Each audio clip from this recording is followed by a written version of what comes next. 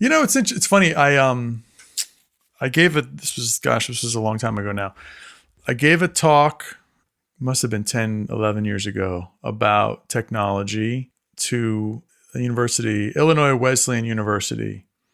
I was invited to talk about technology and society or something like that because I do music with electronics.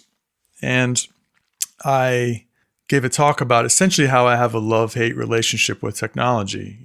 My work only happens because of technology. It's like I'm not a purely acoustic composer who writes everything in pencil and paper and then who gives it to acoustic performers. That's not what I do. I do it sometimes, but that's not the main way that the music happens. I use technology to write. I use technology to make the electronic sounds, all of this stuff. But there's things about technology that I hate. I hate that I'm relying on it. I hate that it crashes. I hate that it makes me think certain ways that I don't want to have to think. It's sort of this weird love-hate. I mean, I remember giving an analogy to students years ago. Obviously, there are technologies that make our lives better. An easy example is the refrigerator. Like that's a great technology that allows me to have food when I need it. And I don't have to go chopping ice from a giant lake and put it in a house someplace stacked with hay to keep, refrigeration over the course of the summer. Like it's nice to be able to plug it into the wall. But unless you live in Scotland, in which case you just leave stuff everywhere all the time. It's cold enough to keep it chill whenever you need it. That's funny. My friend Craig, the filmmaker that I've worked with a ton, when I used to go visit him in the winter, he did not have a refrigerator for a long time. So Craig is a unique individual. But one of my favorite stories about Craig was shortly after he bought his apartment in 2005, 6, something like that, 4, I can't remember, where he's lived for a long time now. He got a notice from the gas company, and they asked him if they wanted him, or if he wanted them to turn off his gas because he hadn't used the gas in all the time he'd lived there. He'd never used it because he never ever cooked anything in his apartment. He also did not use a refrigerator. He went out to buy every meal at a restaurant or at a place, and he would just leave his apartment, walk around the corner to the local store and get a bottle of water and a few bottles of water and bring them back, and he would have them. And then next time he needed something, he'd go to the store and get them. Essentially, he treated the local grocery store as his refrigerator, and he treated the local, restaurants as his kitchen. And prior to this, he had been a cook. I mean, he was a professional cook who worked for years as a catering chef. So, he absolutely has cooking skills. He just didn't want to do it. But I remember he got the notice from the gas company, do you want us to turn off your gas because you haven't used it? And he was like, yes. But the reason I brought this up is that we would use the refrigerator window. Whenever I was there in the wintertime, if we went to go buy something, like if I'm going to go buy a beer and then come back and I want to keep it cold, but I'm not going to get to drink until 5 a.m. when the store's already closed, I would put it on the refrigerator window outside if it was the wintertime. So same idea. It's a good way to get around it. Yeah, it works. I mean, you don't need it. It's funny, Craig is a unique individual. That was he does have a refrigerator now. He has a small little refrigerator. He decided that was a good way to have cottage cheese and stuff like that. And he didn't have to buy an individual cottage cheese, but it's only been about 5 years that he's had a small refrigerator in his apartment in New York. Forces you to plan a lot more, be a lot more organized. Forces you to plan. Oh no, he's insanely organized. He just doesn't buy food. His organization is based on what he gets done in a day. His schedule, I'm gonna mess it up a little bit, but his schedule when he was in a writing session would be he would wake up and then he would go to the bathroom or whatever, and then he would roll over and he would start typing, and he would edit the previous day's work for 4 or 5 hours. Then he would allow himself a cup of coffee. He called it earning his coffee. And then he would get back to work and he would write the next day's thing for 4 or 5 hours. Then he would get his first meal. And I was like, I can't do that. My stomach would kill me if I did that. But whenever we had these writing sessions when we would write music together, and I'd be in New York working with him on stuff in his apartment. And usually I'd get up a little before him because his schedule is really late, and I'm actually on an early schedule now. But when we're working together on music, usually we're getting up at 12 or 1 and then going to bed at 5 or something like that in the morning. And I would get up a little before him and start working on the day's material. But I would get up, the first thing I would do after is I would go get a cup of coffee, and then I would come back, and then I would start to work. But Craig was always like, man, we got to earn our coffee. What are you doing? And I would be like, no, I get my coffee when I wake up. I earned it by being alive and being asleep. Like, that's my earning, the coffee. I kind of do that a little bit as well, to be honest. Not quite as extreme as 5 hours, but I'll usually do, like an hour or two of work before I have a cup of coffee. Do you? But that wasn't a thing until lockdown. Lockdown has kind of changed the schedule a little bit. It's made things a little bit more flexible. Yeah, that's true. Although I'm definitely I wake up, I have coffee, and then sometime after that, I have another coffee. What lockdown changed for me in relation to coffee is that I stopped having cream in my coffee. That was the shift. And originally it was because I didn't want to have to go to the store as often, and so I was like, and one of the things that make you go back again was getting more half and half. And my wife has half and half in her coffee. And I was like, well, if I take it out, then that's less, cuts the half and half and half. So we can go longer without having to go to the grocery store. And then I actually realized I liked it. Now I just have black coffee. I think you get accustomed to it. It's like I haven't taken salt on any food probably in 8 years, maybe 9 years. Wow. Because when you stop for a while, whenever someone puts salt on something, like if I go back to my folks, my mom makes dinner and she puts salt on it, all you taste is the salt after you've stopped. Oh, how funny. I feel like I've done the reverse. I've slowly added more and more salt, but maybe that's one of the things. It's funny because my daughter, she thinks we put too much salt on everything, but it's probably kind of what you're getting at, which is it's newer for her tongue or something, so she doesn't need it. Whereas we've slowly built up our tolerances for salt, and it's like salt, salt, salt, salt, salt, salt, salt. Oh, that's interesting. I never thought about that, but no salt. You just don't add salt. If salt is in there already, I'll put salt if I'm cooking. I just won't add seasoning on. No. You don't add it, yeah? No. Okay, yeah, fascinating. That's pretty interesting. But, we went on that tangent at the start of that. You were speaking about your relationship to technology and how you'll work on both digital and acoustic instruments. Do you find that you kind of get different emotions, or do you explore different emotional spaces depending on whether it's a digital or acoustic instrument? I don't know that I would say I get to different emotional spaces, but it definitely there are different processes for the different things. And I do sometimes intentionally put myself in the opposite space. So if as a way to generate content. So for example, I might be working on something that involves a lot of electronic sounds, and I'll be manipulating them in whatever program I'm using, but then I'll step away from that. Like, it can be easy to just stay there and listen again and again and again and get this reinforcement from the technology. It's like a reassurance, which I think can be nice on the one hand. On the other hand, sometimes it sort of takes you down specific paths, or you go in certain directions. And so I do sometimes will force myself to leave it, go to pencil and paper and write something on pencil and paper instead. And I think you can get different kinds of ideas in different spaces. Whether or not, I don't know if that you have to tap into different spaces in your mind. If you're writing something let's say I'm writing something for trumpet. If I write the thing for trumpet with a trumpet sample on the computer, it sounds like a real trumpet. I'm getting the assurance of, this is the timbre of the trumpet. But if I go and I write it on a piano, and then I have to sing and I have to imagine the trumpet in my mind, I'm exercising something different.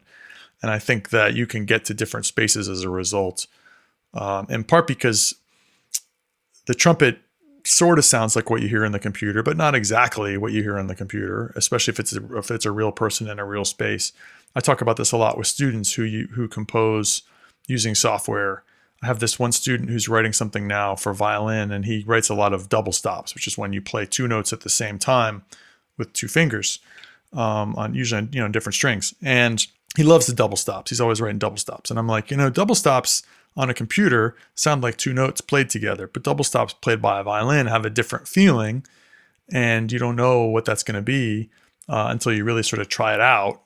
And some of them work and some of them don't. And so I was like, don't get too attached to writing all these double stops all the time. Work with real violinists to see what's going to work. And part of it is you can look at charts and they can say, well, these are the kinds of things that will work. And so am I writing those or not? Because the technology will play them even if they're impossible. There's advantages to doing that, but there's also disadvantages. You can get sort of locked into stuff that maybe is a bad idea or won't work.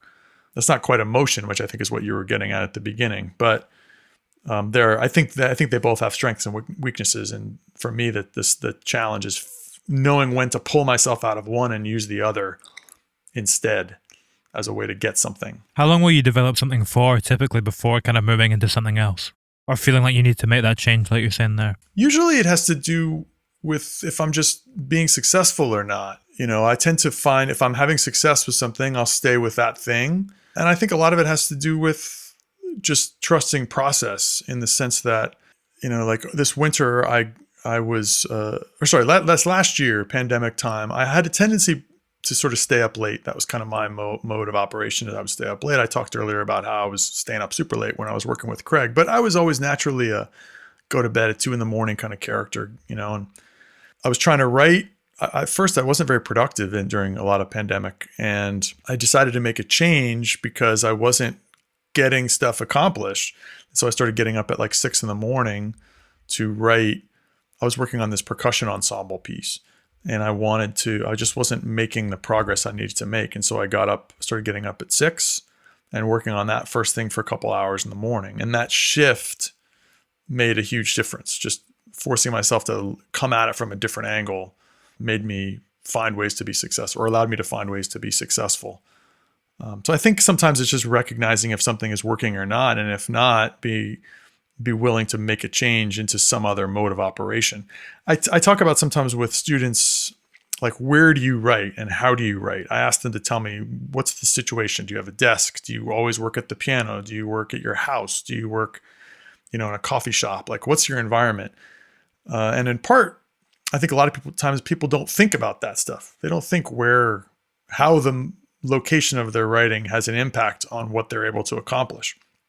But I think it can have a huge impact on what people are able to accomplish, because they feel comfortable and ready to be successful in that space. At the same time, sometimes you need to change to a different space or a different location because you'll have different ideas, or something else will get spurred as a result of that change, whether it's using notation software on the computer that plays stuff for you, then we'll go try the piano. Something else will happen. Go back to notation. I mean, it's interesting to look at that in the context of what you were saying a moment ago with your schedule. Do you think that getting up at 6 a.m. was the thing that changed it, or is it just the fact that it's a change in itself? I think it was both. I think the change in itself made me reapproach it. Like, say, it also kind of told me, like, I need to succeed at this. And making a big shift in the way I was doing something kind of signaled to me, like, hey, you need to be successful at this, and what you're doing isn't working. So let's just try something else, which I think for me, I felt a little bit of like, I've got to get this done. There's a deadline, there's pressure. I wasn't being successful. There's a bit of a recognition on my part. It's kind of like, they say sometimes if you, like with alcoholics or something, and you have like one of the processes, like telling everybody you're an alcoholic, and then like it's you acknowledging it. It's also you realizing you need to take responsibility for it, and saying it to somebody else makes you take responsibility for it. For me, by saying, like I said to my wife's like, what, you're getting up at 6? What are you talking about? I'm like, yeah, I'm getting up at 6. Some of my friends are like, wait, Jeff's up at 6? They get a text from me at 6:30 in the morning. They're like, what is this? You're not supposed to be asleep.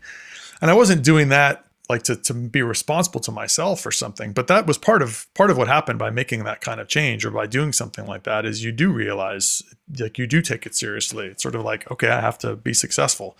And I think sometimes that's a big shift, but there are small shifts where it's like, I'm doing something a certain way. Instead of just letting myself continue to do it that way, I'm going to change and do something else. And that I think that just being willing to make the change is part of what will allow a change to take place, because you're ready for it in a way. Yeah, it's that idea of transition kind of sparking creativity. Yeah, it's transition sparking creativity. It's just sort of like ownership or responsibility. And then I talk a lot with people about how do you build an arsenal of ways to make stuff. And I think a lot of times what I'm teaching when I'm teaching composition is not, harmony or, like form or an understanding of form or something like that. What I'm really doing is trying to give people a skill set, an arsenal of tactics and tools that they can employ to help them access their creativity, and then know when it's being employed successfully. It's really like techniques and skill sets for ways to create stuff. and then they have to then go create the stuff. And it's the same for me. I have to be able to draw on things to help me be successful. And I think one of those tactics sometimes is change location, change technology, and you have to trust that it will be successful. Like I don't always have the right idea for a sound, but it's like, well, what do I need here? I need something that fills up the space. All right, let's go over into Max and pull up some of the patches that I've made that have effects and just start running things through the patches and see what comes up. And then maybe one of those ideas will be interesting. Not always the case, but that's one of the things that I can do in my skill set to give me interesting sounds. I've got pedals that I can go to. I've got, other kinds of things that I'm like, I'll draw on this technique and just see what happens. Different programs as well? Yeah, different programs. I'm trying to think. I use Reason a lot. I use, there's plugins that I like. Reason's a free software, right? No, Reason's, well, I think there is Reason free. There's Reason. Reason is a rack tool. The premise of Reason is it's been around for a long time. They used to have something called Rebirth, which was like a beat sort of making thing. And then they had Reason. The premise of Reason is that you've got rack items in a digital rack that you can flip around and you can patch into other things. But it's like having a bunch of racks of hardware, synths, or I used it in part because it was a good way to teach analog synthesis, because you could pull up there's an object in there called the subtractor, which is essentially a subtractive synthesizer. I mean, I have behind me a Moog Model D, which is sort of like the classic old Moog. Wait, I was turning my computer as if you could see it. I was not turning my camera. There's my camera. That's the Moog over there. And the Moog is a classic old, analog synth. And it has 3 oscillators. They go through, you can choose different oscillator types. You can blend them together in different ways. It goes through a filter. It's got an envelope that you can use to adjust to say how it goes through the filter, as well as just the general amplitude envelope for the instrument. There's modulators, and you can choose what you're going to use to modulate it with. So it's a simple subtractive synthesis concept. The subtractor in Reason is essentially like this. It's not a replication of the Model D, but it's a subtractive synth. And so I use that to teach synthesis. And so, you just go in there, you start changing some things around, you put some oscillators together in different combinations. You say, what happens if I pull this up an octave? What happens if I detune things by a little bit? You just try some techniques and you get some different kinds of sounds. So Reason's one I use. I use this program Max a lot. That's what I learned when I was in school years ago. And Max is, it was originally started as a MIDI program, and then they added the audio component in the 90s, which they called MSP. And so Max MSP, as it used to be called, was this, when you start it, you get like a blank screen, and then you can kind of do whatever you want, and you connect these objects together. It's used a lot with Live now. If you've ever heard of, a lot of people use Ableton Live. Yeah. Max for Live is the Max part of that. And that's the Max part of Max for Live is you can make your own essentially processors that can do all kinds of different things. And so I've made a bunch of stuff in Max and I've used them for live improvisations. I've used them for performing with other people. And then sometimes I use it as a sound design space where you can bring stuff in and run them through different delays or pitch shifters or analysis, resynthesis. There's all kinds of different stuff. It's fun though, because nobody has my patches. Like that is a cool piece of it. When I run it through my technique in Max, it's my thing, and nobody has the same analysis resynthesis thing that I built. It's not that crazy, but it's its own. No one has that thing, and no one uses the exact same, weird buffer playback things that I made that were a giant pain to make, but that are fun for ways to spit sound around. Made them a long time ago now, but you look back at your kind of creative career over the last while. Can you see developments in your style in tandem with developments in technology? Can you see when you kind of bring a new element and how it impacts the music that you're creating? Yeah, for sure. There have been a few key things. The first key one for me was probably in the early 2000s. I started making stuff that had, I would use recording software to record samples of people playing sounds, like a single pitch on a clarinet or whatever, any instrument. They would play a bunch of different sounds for me.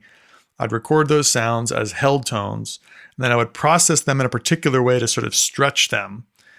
And then I would detune them by small amounts. So I would have the same pitch that could play back, like ba, ba, ba, ba, ba, but I would barely shift the tuning of those notes. So they'd be like, we say in the keys of a piano, there's between each note, we say there's 100 cents. That's how we say, like, the differentiation between a C and a C sharp is 100 cents. So 50 cents is a quarter tone and 100 cents is a semitone. But you can detune things by 1 cent if you want, which is completely imperceptible to the human ear. You can't, like, if I change something by a cent, no one would know that it was any different. If you change it by 8 cents, it's almost there. You can kind of tell. If you change it by like 20 cents, you're like, oh, this is a little different. So I was doing a lot of stuff that was barely tuned by small amounts, and then I would try to shift things over time. I wrote this piece for solo clarinet once, where over the course of the movement, it's like a 5-minute thing, a D slowly shifts down to a B, but the goal is that you can't tell that it's happening because the note is just played like 8 cents different each time. And so from note to note, you can't tell that it happened, but by the end, you're like, wait, how is this? This is different. So I did a series of pieces from about 2001 to probably 2007 or 8 that used this technique a lot. And so I just became infatuated with what I could do with this and employed it in a bunch of different pieces. Then later I mentioned what I started doing in Max with the analysis resynthesis thing that I mentioned, which essentially means you just listen to the audio of a sound, you see what components are there, and then you replicate the sounds that you heard, but using synthetic means. So it sounds like the original, but it's a synthesized version of the original. So a trumpet turns into sine tones essentially, but it sounds like the same trumpet that it heard. And so I would use that, and I use that in combination with these things that were recording small samples of sound and spitting them back in different ways. And so I started doing a bunch of pieces after that use those tools with live performers. And the idea was that I was interested in letting live performers sort of improvise and then set up parameters for how these audio techniques would interact with the live performer.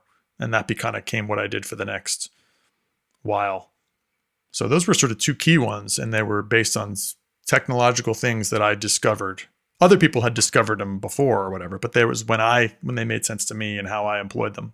How long does it take before you stop kind of using them quite consistently and they just become another tool in your toolkit?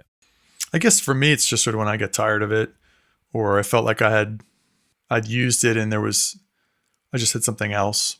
I think that was all for me in both cases with those things. It's like I did a lot of stuff with them, and then I'm like, all right, I need to do something else. I don't know that there was anything momentous about it. It was just I knew I needed to do something else. What do you find you kind of go to from that point then? What was the something else that you came to? That's a good question. I think from piece to piece, it's hard to say like, oh, this is what I went to next, or this is why I changed it. It just kind of is. I found that I couldn't go back and write the same stuff that I did before. There were some occasions when I thought to myself, oh, I want to go back and write like I did this. This 2003 piece was successful. I had a piece in 2003 called Trio, really creative name. Trio was not my best title. I'll go through a little tangent. I went through a period where I had really bad titles, where I would take words and jam them together. And it was like, this is not a good title. So then I said, let's just clear the slate. And I started naming pieces with really simple things that at least weren't bad. And Trio was one of them because it was just like, well, it's a trio. Fine. It works. And later it works. Yeah, I had a piece called Miniatures. Fine. That's what they are. Then later I got to better titles. But Trio was a successful piece. It was played by a lot of people. It was, I thought it worked. There's some magic in that thing that I couldn't quite explain. So 10 years later, I was like, let me try to see if I can recapture the Trio magic somehow. And I realized I couldn't do it. I was like, I can't, like, what is it that made that work? I don't know. It just came together. And I think that's the thing with me that's one of the things I learned in general with music. For any individual piece, I cannot know if it's going to be successful or not as I'm writing it. and you just have to write it. And then I can look back now over my career and say, like, these pieces worked. These pieces were better than others. These songs were really captured. At the time, I thought all of them were good. Like, I hoped all of them would be good. But looking back, you're like, these just worked out better than others. And I think that's actually a difficult thing for a lot of younger people, because when you have a catalog of 5 songs or 10 songs and you're working on the next one, you want it to be good, because you don't have, like this, you need it to be good. When you have, when you've written 100 songs and you're like, okay, well, some of them were good and some of them weren't. The next one, maybe it'll be good, maybe it won't. But in another 100 songs, I can be pretty confident that some of them are going to be good and some of them won't be. But when you have a small net, it's hard to be confident that there will be good ones at some point. And now I can trust that if I just follow the process and I try to be true to myself and make things that I think are interesting, some of them will be good. That's the best I can hope for. Yeah. I mean, that revelation you're talking about there, where you realize that you can't recreate something, I imagine that can also be quite liberating. Like, if you think about it in the context of your film scores, it means that every time you're going to kind of be able to approach it with a fresh slate and do something new and kind of different and interesting. Mm-hmm. Yeah, you're not going to feel tied to your previous work. Yeah, I think you're right. You just have to, just go in and do the best you can and have fun and explore, and don't worry about it. Like, that is something that I found, is I just can't worry about it. I think a piece of it, though, is I have to make a lot of content, because, I mean, in the context of a film score, they don't want me. They don't want to have my 10 songs that are junk. They only want the good ones that are still left. So, in fact, we learned that a little bit. Craig and I did, between when we did the soundtrack for Brawl and then we did the soundtrack for Dragged. When we did the soundtrack for Brawl, we wrote, I think, 7 songs are on the soundtrack. I think we had a few, obviously, demo ideas for other songs that didn't make it, but we really only recorded 7 songs, and like that we took really from beginning to end and completed. And so they kind of all needed to work at some level. Whereas with Dragged, we were like, hey, we want to have a higher quality like bar for everything.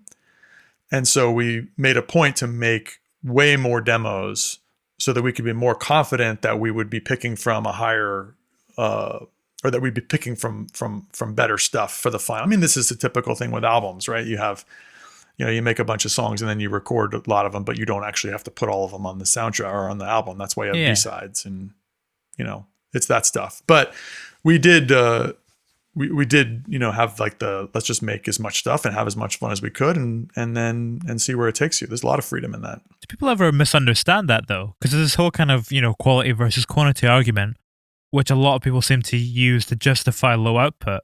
But I always kind of read it as, in order to get to the quality, you need to produce a very high quantity. I'm of the belief that in order to get to the quality, you have to produce a high quantity. That is, I think that there are going to be some people who maybe only put 5 things out and they're all great, but that's not me. I mean, I can speak for myself. I need to make a lot of stuff to produce things that some of which are good. And part of it is, the things that might interest me aren't necessarily going to interest everybody, and that's okay. But I need to be able to just kind of pursue an idea that I think is interesting and see where it takes me, and then and try to meet the logic of the song or logic of the idea, do the best I can with it. Part of it also has to do with the project. In the case of a film score, you might come up with material that's great, but that just doesn't quite fit that project. I know when we were working on Dragged, the songs for Dragged, we had 9, I think we recorded 9 songs we had 10 songs that we recorded with vocalists and basically took to the end. And then only 8 of them made the movie, in part because a couple of them Craig does like, I can't quite find the spot for this in the film that's going to make sense, because we had a couple of options and we weren't sure which was going to work out the best. And so like, well, this one fit the material better, so I'm going to use that song rather than this other one that we made that could have also worked, but just didn't have a space because it didn't work best in the film. In a couple of cases, I know he also wanted to have songs used more than once. I'm forgetting which songs in Dragged got used more than once, but there's a couple of them that at least get played in part twice. And the thinking was that it would kind of call back a little bit, like sort of like having a thematic idea that repeats. That definitely happened in Brawl, the God Bless My Mama song, which I believe starts the movie with the opening credits, then is called back later when Jennifer Carpenter's character is driving in town, or driving to like the final meet spot, and we hear the song again, and so that was intentional on Craig's part.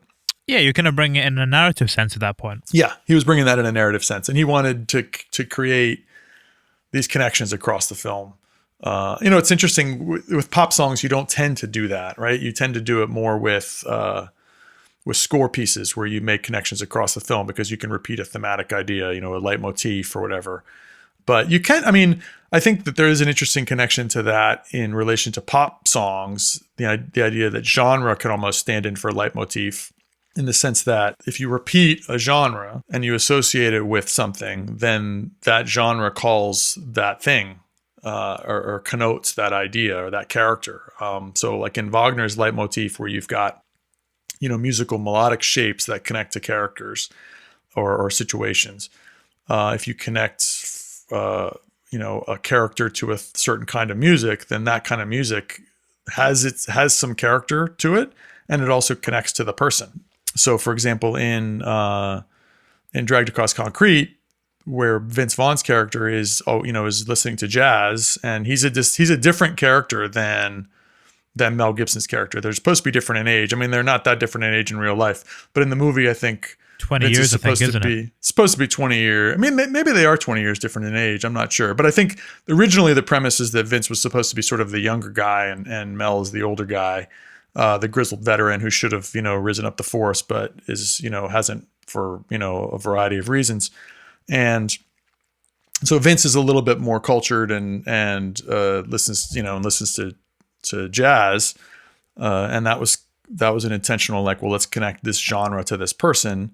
And it brings with it a little bit of the, who listens to jazz and what does that say about them?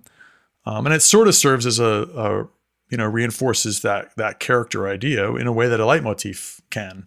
But it's not the same as a repetition of an exact melodic phrase, which is what normally you get.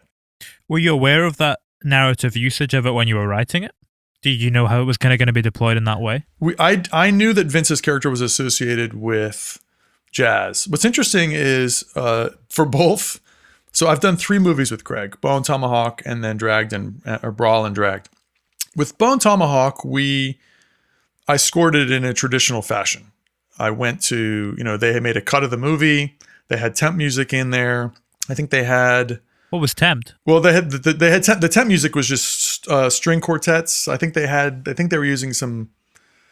I want to say that they used some music from There Will Be Blood. They used some other random temp music. And then they might have used a Henryk Goreski string quartet at some point, I think he told me. And then they had... Some scenes had soundtrack music from, what is that? It's a Kiyoshi Kurosawa, a Japanese horror film. I forget the name of it.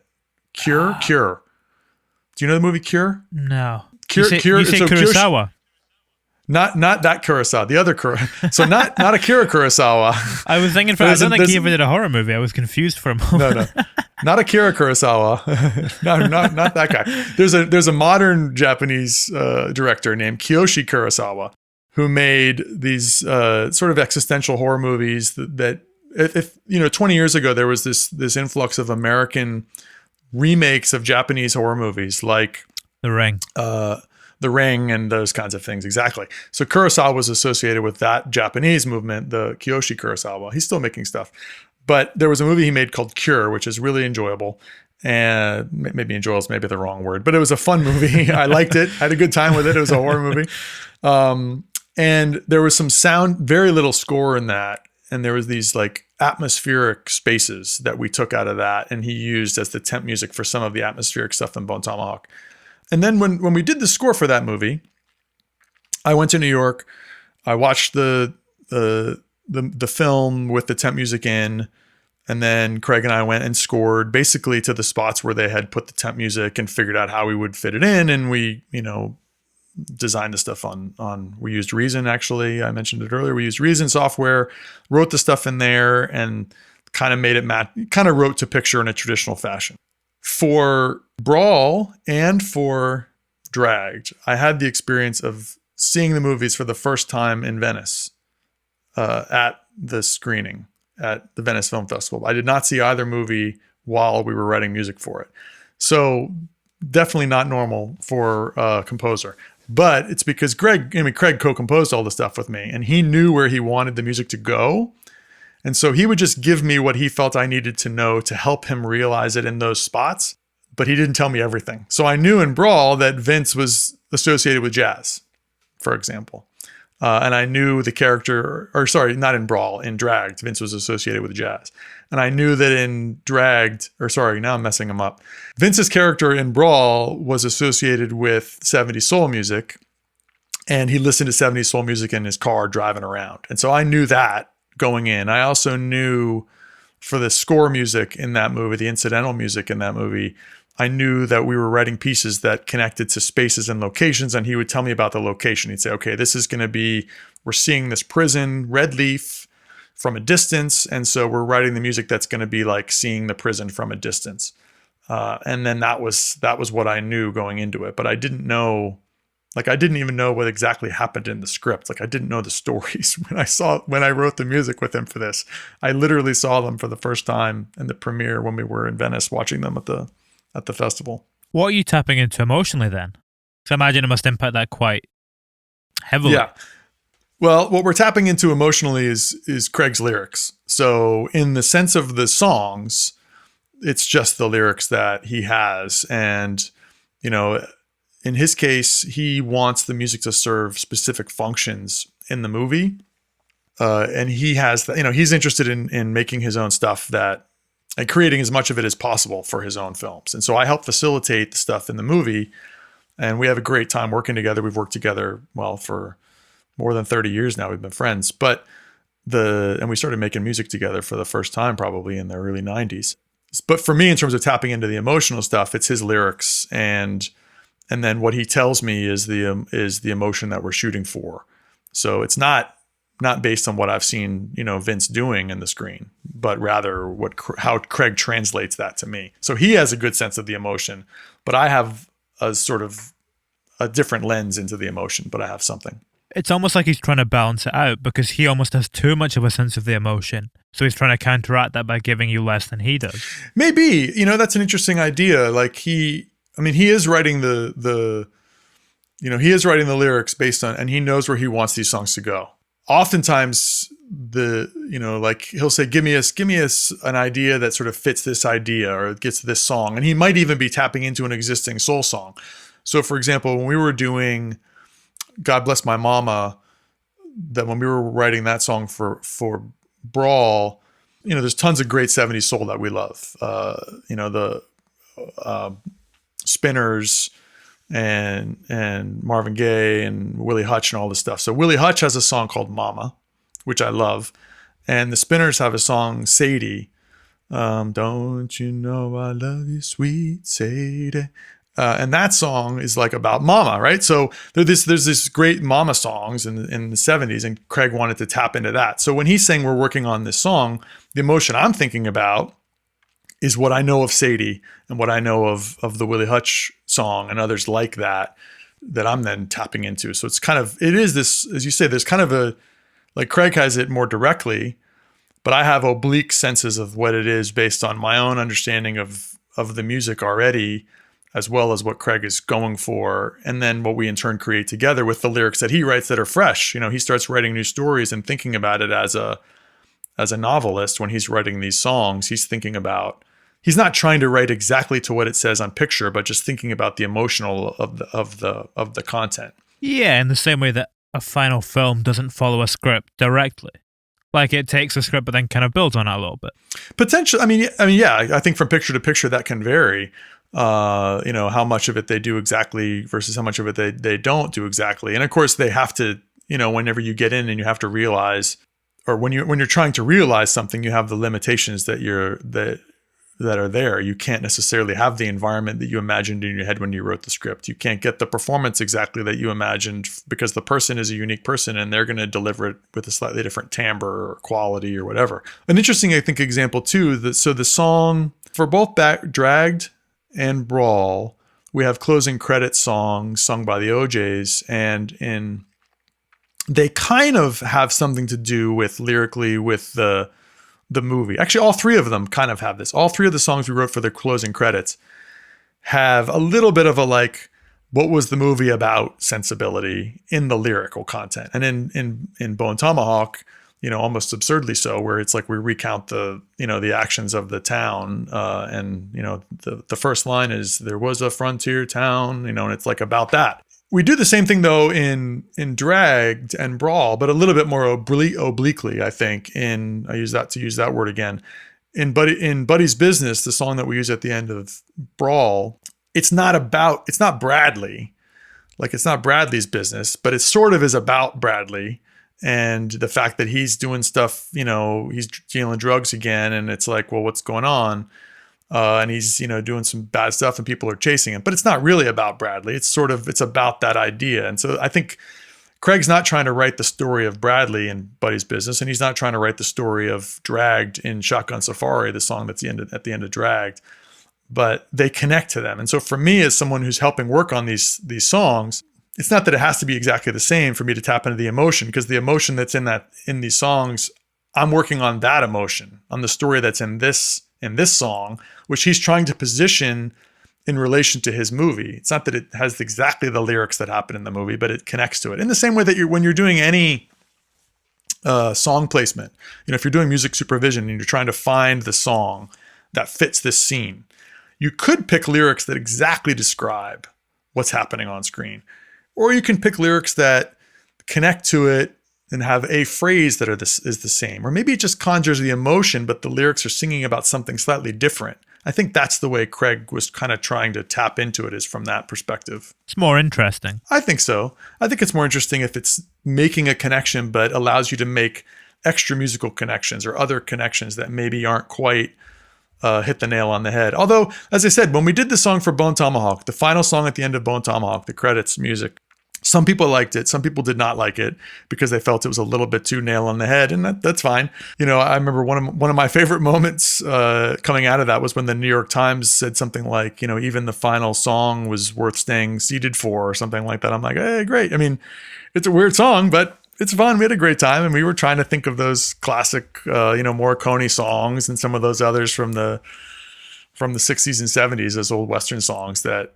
Like some of those songs, what's that song? Ringo, there's a Ringo song, and it's like, I can't remember the name of the movie that they did, but the character is Ringo. It might be that the movie is Ringo, but you listen to the lyrics and it's like, it's I kiss at last the beloved ground of my land. As he comes back, it's like the lyrics tell you the story of the song. And it's delightful.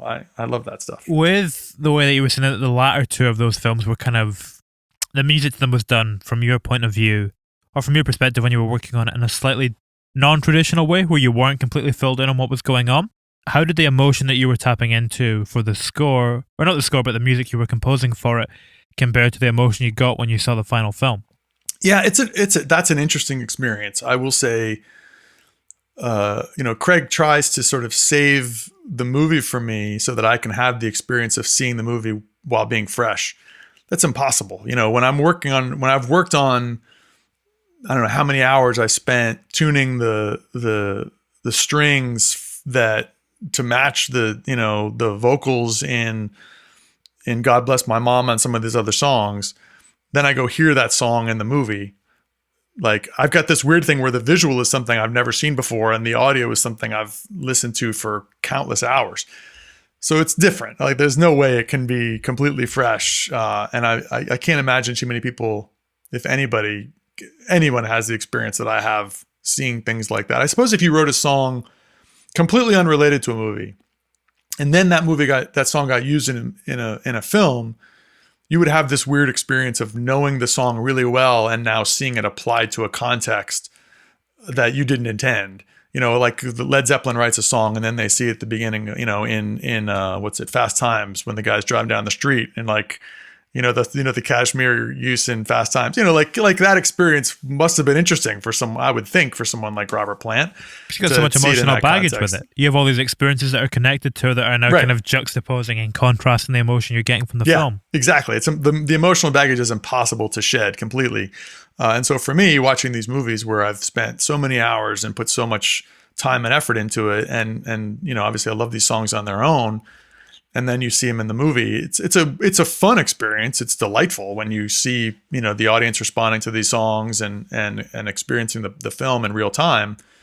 But it's also a little strange. I'm trying to stay in the movie, but I can't completely. It wasn't for me with both Brawl and Dragged. I got to see them at multiple screenings after I saw the premiere, and by the second or third time, I was better at really understanding what was happening in the film, in the sense that I think I was able to watch the film a little bit more and just experience the film. The first time it was hard to just experience the movie. Is that because you've gotten some of it out of your system? Yeah, exactly. Like the first time when I'm watching, and then and Bradley gets in the car and he turns it on, and then you hear, I'll give you a ride or something. I'm like that. All of a sudden, I'm just taken into that space. But then the next time I watch the movie and I know that's going to happen, I'm not.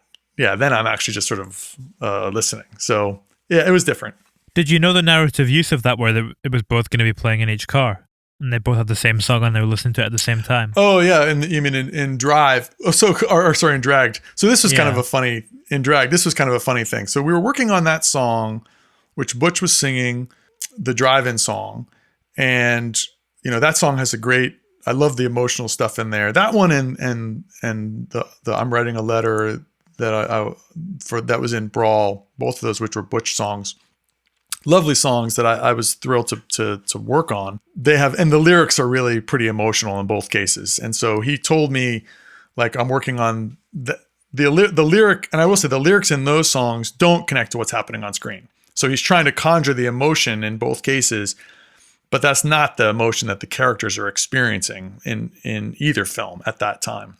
In any case, I didn't know what was happening. I didn't realize for Dragged that the song that they were going to use at the end of the film was going to be playing on the car radios, both for Tory Kittles and for Mel Gibson's character. But so this is a funny story. I knew that it was going to get used at some point on radios. That's all I knew. There's a music supervisor or a music coordinator or something like that. I forget the exact title that the person had. And officially, this person was the person that wrote down when the songs appeared in the movie, and it had something to do with some paperwork, like what the song title was, where it appeared in the movie. I think it was going to get filed with the rights agencies and all this stuff. And so there was an email that I was on, and she wrote down, she said, so the song that plays at the end of the movie when the characters are dragging and have the bodies in the back of the car is this song. And Craig was like, yes, that's right. And then he wrote me separately. He's like, now you know what happens in that part of the movie. So I only knew about it because it was spoiled by someone who was sending emails around in relation to making sure that she had the titles correct for the BMI and ASCAP filings or whatever it was. I don't remember. So you were completely unaware of the juxtaposition of it. You were just writing it as this kind of pure thing. Yep, I was unaware of the juxtaposition when we were writing it completely. Do you think that makes it easier to get to that place of emotion that you need to kind of convey what the song is doing out with that? Or I guess, it comes back to this idea of you're writing these songs as ones that could have existed in that time or could feel like lost soul 70s songs. You might have had a slight hindrance had you had the idea of how it was going to be used, maybe? That's a great question. I think because we were really just trying to write these lost soul songs, and we, by using these original singers that had these original voices that we worked to track down, we were basically just trying to write something that Butch might have sung, or that the Shylights might have sung, or that, the OJs might have sung at that time. And, and I made a lot of effort to try to get the recordings to sound kind of like that too. I mean, they have a modern polish in some respects, but, when we did the drums for all the Brawl songs, for example, it was very limited miking. and we tried to set it up with kind of an old style kit, and we had, limited miking that we did intentionally. I forget the name of the technique, but it was essentially you have like one over the shoulder, one kind of pointed at the mic or at the kit from the front, and a couple other little pieces to fill in as necessary. But it was I think maybe drum, snare, and then a couple other overheads in different positions. And that was it. And we were trying to create what they might have done at that time sonically as well. And so in the case of the drive-in song, we were thinking of kind of like a late 60s vibe, and sort of smooth late 60s, and that had to do with the instrumentation and the choice of melodies and the way that the harmonies were used, and as if it might have existed at the time. That's kind of what we were working on. And I don't know that if I knew how it was going to be used in the film, would that have made any difference? I don't know. I mean, Craig did, obviously, but it was easy for me to stay focused. I will say that. Like, I'm just focused on making this song with Craig based on the information he's given me.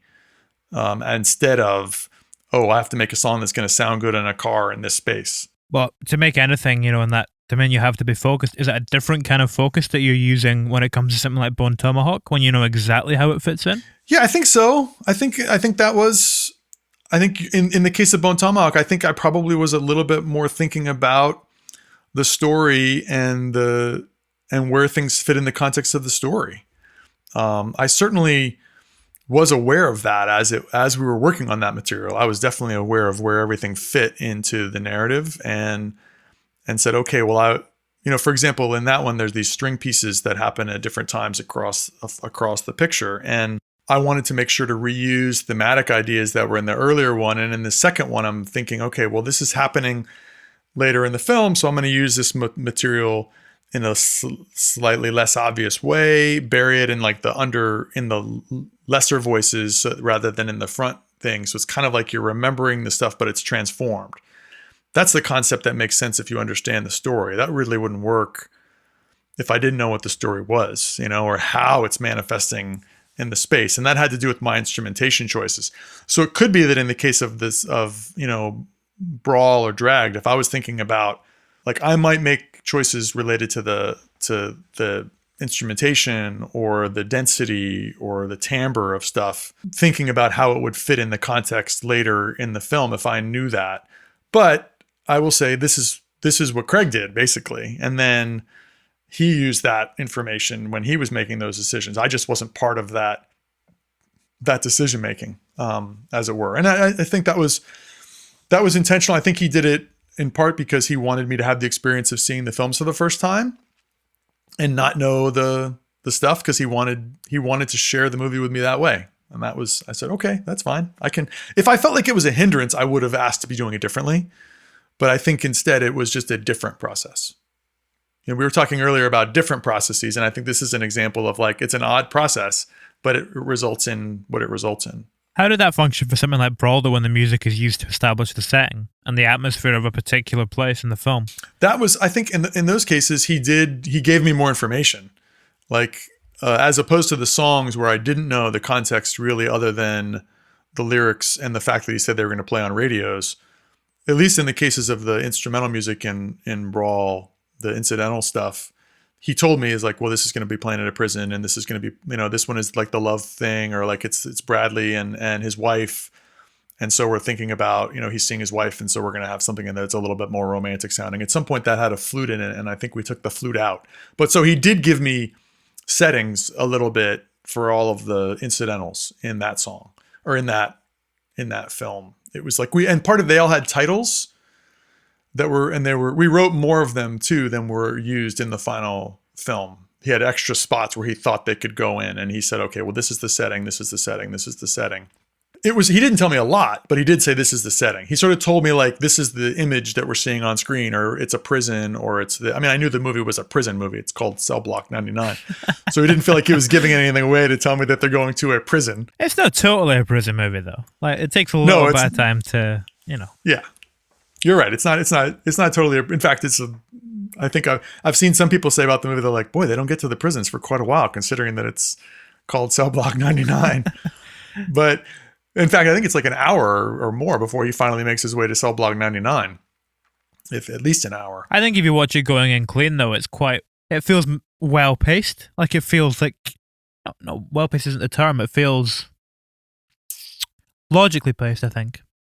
Be the way I would describe it. I think it's a natural story. I mean, I think natural, organic. That's a better description. I think Craig's interest is in the characters. He's interested in creating realistic, strong characters and then putting them in situations and seeing what's going to happen. In fact, he doesn't know a lot of times he doesn't know what's going to happen when he writes the story. I think, in fact, he said in Dragged, he didn't know at the end of the movie when he started it who was going to be alive and who wouldn't. He didn't have that sense. He just had characters and situations and scenes, and then he starts writing what he thinks is true to the characters and then sees where it sort of takes him and what people should do based on who he thinks they are. And he also is trying to create characters that are imperfect, that have, different flaws and mentalities and spaces and structures. And then he throws them in an environment and sees in his mind what would happen if these people came together without a sense of where they're going to go.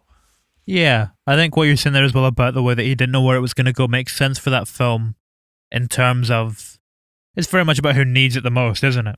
It's kind of driven by this primal thing, which which could be quite a good navigator when you're in the process for it. Yeah, and if you think about it from the writing perspective, when you start crafting these characters, until you start imbuing them with personality, which it's just created through dialogue, and until you start giving them character, which has to do with what actions they take, and how they respond when they come in contact with other characters, and what actions they take in those spaces.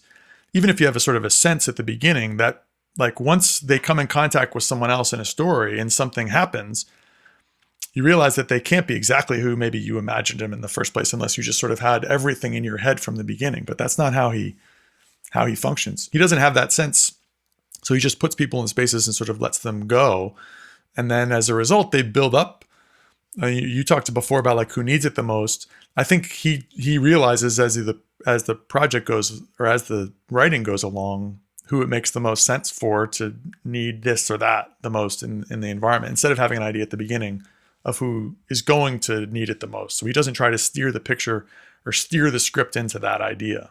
Is that a similar thing from a composer's point of view? What I'm saying there about, the kind of primal urge to it and the fact that it's an innate thing. By him giving you a lack of information, is it almost restricting the need for conscious thought, which could inhibit creativity and kind of tapping into something more natural for you? That's an interesting idea. I think I definitely believe in, I mentioned earlier, process. And that if you just follow a process, you'll get to good results. And I think as a composer, if I trust my developmental techniques, if I trust that I have, like, trust my instinct, is this a good idea or a bad idea? Does this sound interesting or not? If I trust that stuff and just let myself follow the process, I think I will get to good results. And rather than goal focused, like I want to go here, how do I get to there? Instead, it's just, I'm going to trust the process and that eventually will take me someplace. And that's kind of how I approach lots of things, is through I'm much more a process focused person than a goal oriented person. I mean, in some ways, if you look at my career, it's an example of what happens when you don't have specific goals, because I'm involved in tons of different kinds of projects that are all over the map. And some of them are things that if 20 years ago, I would never have set a goal to work on this or not. I mean, film scoring is a good example. I never sought a career as a film composer. I never I didn't think I'd be writing songs for the OJs and to Butch or any of this stuff. But that's just kind of where my career took me, by doing stuff that I enjoyed and found interesting. And those opportunities came. Does that help you trust your instincts when you're in the process itself? Like, if you trust them in a wider sense and just go with what feels right, does that make you have more trust in them when you're working on something quite specific creatively? I think that does. Yeah, I think so. I do believe that if I trust the process, good things will result. We were talking about, writing 100 songs and, some of them will be good. I think it's connected to that idea. Like I do have confidence that if I do trust the process, I'll have interesting content. It's tough because music isn't it is how I pay for my life, in the sense that I'm a music professor. But music is not how I pay for my life, in the sense that I don't make a living, writing music and selling it. And so, if I had to make a living writing music, would I have a different process, or would I do different kinds of things? I don't know. It's, it's hard to say. I probably would have to make some different music that, and seek things that had a more of a potential for income, but I don't. Instead, I let myself kind of do whatever I think is interesting. And some of these projects have worked out and been really rewarding, and some of them have been financially, successful, and other things haven't. And I can kind of do that in a way because I have this steady job as a music professor that allows me to just make, as long as I keep producing, they're happy. Yeah. To make you more willing to take risks. Yeah, I think so. I mean, I'm allowed to kind of do whatever I want. And that's, if I try a piece that doesn't work, well, it's okay. It doesn't work. I remember when I was at the premiere for Brawl, and they started talking about the business people were talking about what they're going to do and how this is going to go and where they're going to try to send it. I was like, oh man, I'm glad I'm not thinking about that stuff. I'm glad I just have to put my head down and write the music and do the best I can and deliver it to them. And then I enjoyed being done with the process there. That was it was nice for me. I'm not a business savvy person. I haven't been getting that way, and it's fine. It's okay. Wait, so they were talking about like releasing it in terms of how far they were going to push the release in cinemas and stuff? Yeah, that kind of stuff. It got quite a wide release though, didn't it? It got a good release. It got a lot of good reception. It's not that they didn't, things weren't pretty well for that movie. And obviously it made a lot of money for them, and it's what paid for Drag to happen, and Bone Tomahawk was such a success that, Craig then got control of his films, before Bone Tomahawk, when, this unknown filmmaker is going to make something, he doesn't, there wasn't a huge budget on that, but there was still a lot. He had mostly control on Bone. He had a lot of control, but he didn't have 100% control. After Bone was a big success, then he was like, great. When they realized, if we trust Craig's instincts, he's going to give us, a return. Then they did that again on Brawl, and they're like, if we trusted him again, and it was a success, so we can continue to keeps rolling, yeah, ownership. And I think that's what's fun for me is that, because Craig has ownership over these films in the sense that he has a lot of, creative control. If he says, hey, I want to make, a bunch of noise music, and, are you interested? I'll be like, yep, let's make some noise music and whatever you think it is, let's have fun and explore it. And fortunately, our tastes overlap a lot. They're not the same, but they're very complementary, and our skills are complementary. I mean, I think my skills as an editor and as a songwriter and as an orchestrator and arranger complement very well Craig's ideas for melody and rhythm in particular, and emotion. He taps into emotion, I think, in a lot of ways better than I do. I'm interested in kind of like finding a space and sitting at that edge and just sort of like dragging out as long as possible. And he's a bit more like direct, strong emotions in the lyrical connection and bigger melodies and stuff like that. So I think our sensibilities complement each other pretty nicely. Is part of the reason those scores have worked so well the fact that had been pre-established before you went into working on them? And like you said, you've been composing for like 30 years, whatever, or working on music. Completely. Yeah. This is one of those, when I was talking earlier about trusting, trusting the process and letting things go where they go. Going back to so I went to college in the 90s, and Craig and I were friends back then, and we did some music together, and then we kind of went our own ways in this, physically. He was living in New York, and I was living in some different spaces, Boston, and I was back in music school, and then I was a PhD student in music in Buffalo in the late 90s and early 2000s, and Craig had been playing in some bands, but he wanted to get into some other bands, and he's like, all right, you and I are going to be in a band together. We're going to record something. And I said, yeah, great, let's do it. Because I loved working with Craig and making music with Craig, and he was a great friend. And so we wanted to find an excuse to get together in large part. We started going hiking a couple of years previously too, where we'd get together and go on like a hiking trip in the summer. And that was a way we could get together and hang out, once a year for a 4-day camping trip. Anyway, so we made this band called Wombat, and we recorded our first album in like just in a studio with one mic, and, like we recorded with the drums, and then I recorded some guitars to it, and we recorded vocals quickly, and, made a little EP. And it was a ton of fun to make. And some of my friends in grad school were like, what are you doing? Like, what is this stuff? Like, why are you spending time on this? It's like, 'cause it was a blast. We had a great time, and Craig and I wanted to make music. And so then a couple years later, we were working on more Wombat. We worked on another Wombat album, and I learned a lot making those, but it was in part because we had a blast. It was in part because I liked the music, and I just said, this is a place I want to spend my time. After that, we formed another band. Later, we switched for Wombat, I was singing. We switched to Realmbuilder, where we changed stylistically a little bit in terms of our influences. And with Realmbuilder, we were also, Craig became the singer instead of me. He has a slightly richer, deeper voice, which I think worked well for that music. And so I coached him a little bit more on the vocals and stuff. And we made 3 albums as a Realmbuilder. So by the time Brawl came around, or Basic Bone first, by the time that came around, we'd made 7 albums together over the course of 15 years. Yeah, certainly if we hadn't made all that stuff together, there's no way that we could have made that stuff. And even when we were making Brawl, we knew how to make songs. We knew how to make that happen. And in some ways it was sort of, ridiculous when Craig's like, I want to make the realistic 70s soul songs with my friend. And, we've made some heavy metal albums together, that they would say, yes, you can do that. But we knew we could make it happen. And so we wrote these demos, and we just figured it out. And then I, put the recordings together with some people and friends I know back in Wisconsin. And we got this local soul singer to sing all the demos for us.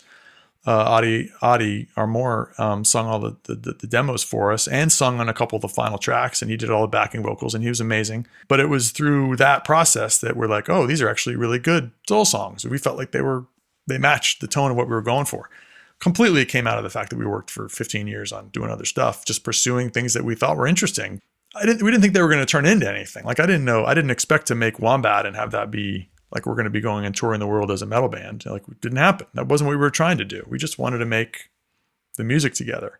And nothing happened with Wombat, except that we made some albums that we have in our basement, and we shared with some friends. And, it was reviewed by a couple of random people. Actually, the Realmbuilder stuff was beyond a success beyond what I'd hoped for when we made it, in the sense that, it's been pressed and released, and a bunch of people like it, and it's got its fans, and like, great, that's perfect. Like, that's what we wanted for it, was to find some connection with some people and have a blast making it.